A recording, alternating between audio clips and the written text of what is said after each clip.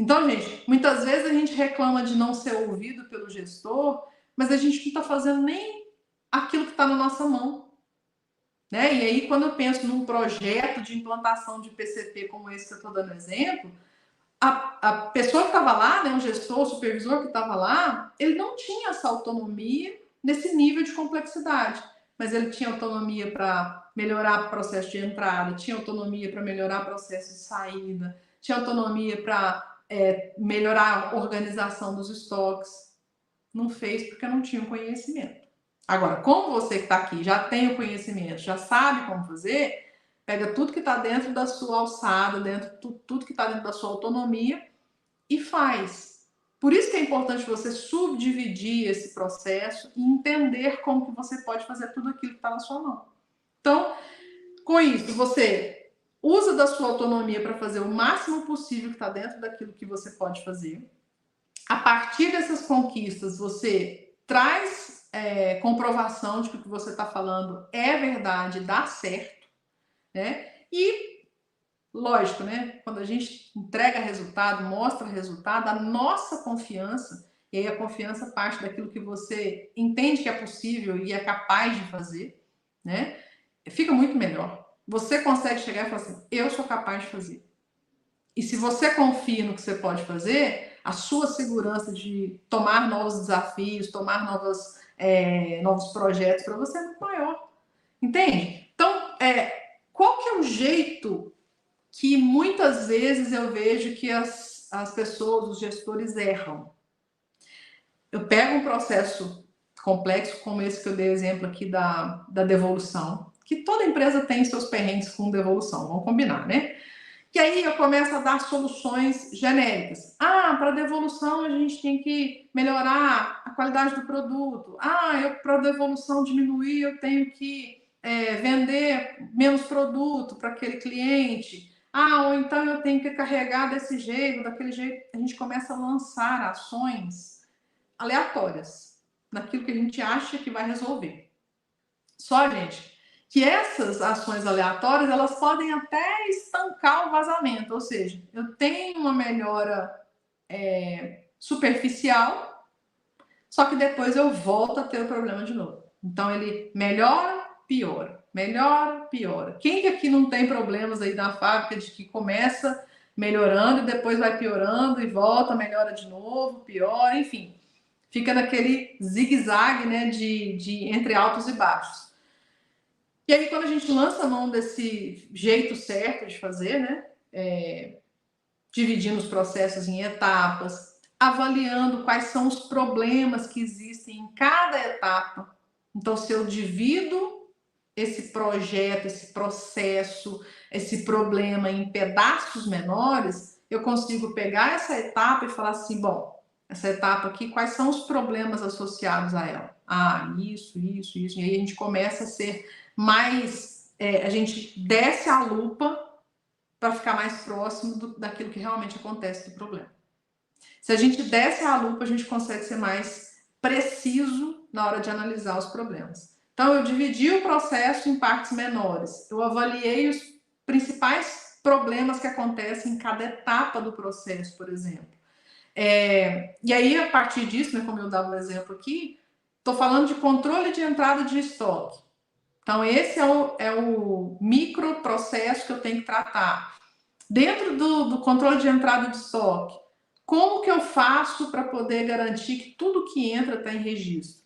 Tudo que entra tem realmente rastro daquilo que movimentou para entrar e movimentou depois para sair. Mesma coisa, né? O controle das saídas. Como que essas saídas acontecem? Saída por perda, por venda, por bonificação? Quais são os tipos de saída que a gente tem?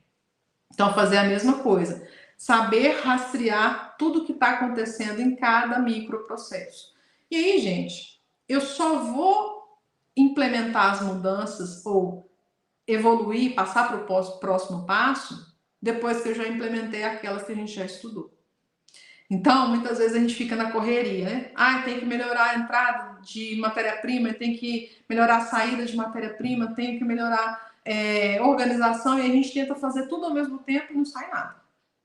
Então, Vou até passar um passo a passo aqui para vocês, para seguir e você só passar para a próxima melhoria, à medida que aquela já está efetivamente implementada, não vai roubar a atenção de você cuidar daquele que está efetivamente em implementação. Então, no passo a passo, anota aí. Primeiro, dividir o projeto, o processo, o problema, né, em partes menores, em etapas. Né? Quanto menor essa etapa, mais fácil de lidar. Listar os problemas que acontecem em cada uma dessas etapas. Então, se eu vou listar os problemas, eu tenho muito mais foco para resolver esse problema e sair lá na frente com soluções muito mais efetivas, muito mais precisas. Planejar as melhorias dessas etapas. Então, se eu estou fazendo uma melhoria de controle de entrada de estoque, por exemplo, eu vou olhar tudo que todas as possibilidades de entrada de estoque e tudo que eu posso melhorar naquilo. Na saída, a mesma coisa. Eu vou olhar tudo que eu posso intervir nas saídas de estoque e o que eu posso melhorar naquele processo. Naquela subdivisão de um projeto muito maior, de um processo muito maior. Depois disso, eu vou executar as melhorias. Então, a gente já subdividiu, entendeu os problemas, discutiu as melhorias, agora a gente precisa implementar.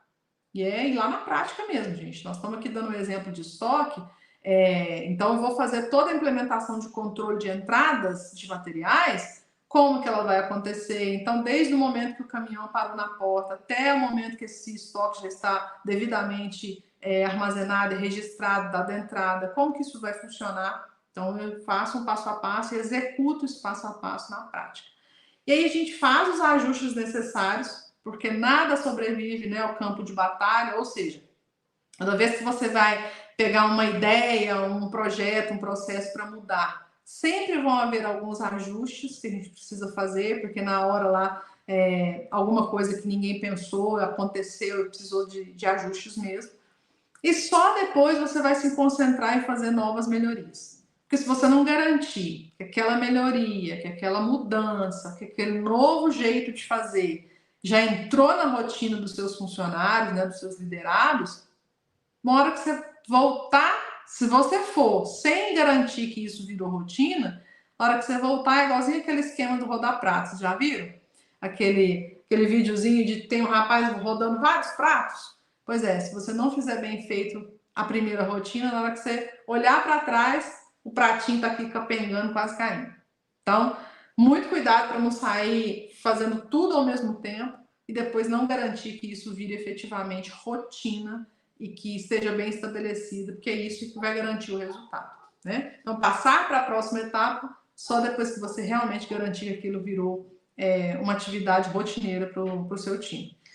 E aí, gente, quando a gente toma essas medidas, né, de simplificar, reduzir o tamanho das etapas para trabalhar, a gente torna isso muito mais fácil do seu funcionário, da sua equipe participar dos projetos. Então, você imagina se eu tivesse lá naquele exemplo que eu dei no início, né? Chegado para a equipe, falado assim, gente, estou chegando aqui agora, vou ser gerente de operações de vocês e nós vamos implementar um PCP e uma equipe de gestão de operações. Eles iam me olhar e falar assim, tá, e como é que vai ser isso? Né? Então, a gente precisa trabalhar na linguagem que eles entendam. Então, se eu chegar lá e falar assim, gente, hoje nós vamos melhorar todo o processo de entrada, ou seja, tudo que entrar a gente vai garantir que esteja devidamente registrado, devidamente armazenado. É mais simples de eu explicar, mais simples disso ficar na rotina das pessoas, né? E não ficar falando de um processo extremamente complexo como programação, por exemplo. Então, vamos simplificar a nossa história aqui, que a confiança e a segurança a gente vai conquistar à medida que a gente domina e simplifica o trabalho que as pessoas que estão conosco precisam fazer. Dominar no sentido de saber o que precisa ser feito, como precisa ser feito, como colocar na prática, né? E isso, a gente tendo conhecimento e sabendo simplificar, vai fazer toda a diferença, né? E se você, à medida que você consegue fazer isso, você acaba conquistando mais autonomia, porque se eu consigo mostrar resultado, eu consigo, de fato, comprovar que o caminho que eu estou trilhando é um caminho muito de um projeto, de um processo muito maior e que isso vai trazer um resultado lá na frente. Então, o caminho da conquista de autonomia passa por você explorar 100% da autonomia que você já tem hoje, fazendo tudo que você precisa fazer para entregar processos mais complexos, projetos mais complexos. Então, se tem um aprendizado para sair daqui, é que à medida que você domina todo esse conhecimento do que fazer, como fazer, mostrar que você consegue fazer com base no que você já tem em mãos, você vai ganhando confiança, ganhando mais segurança em atuar e com certeza mais espaço, que é o que a gente tanto quer, né? Ser reconhecido, passar para o próximo nível de gestão, tratar muito mais estrategicamente. Então, a gente vai conseguindo esse passo a passo à medida que a gente explora tudo aquilo que a gente tem em mãos de autonomia, de conhecimento, de condições de trabalho, que é o que você tem hoje nas mãos. Então, vamos fazer o máximo que a gente tem com o que a gente tem hoje e com certeza você vai conquistar muito mais confiança, muito mais segurança na hora de gerenciar e, claro, ser reconhecido por isso.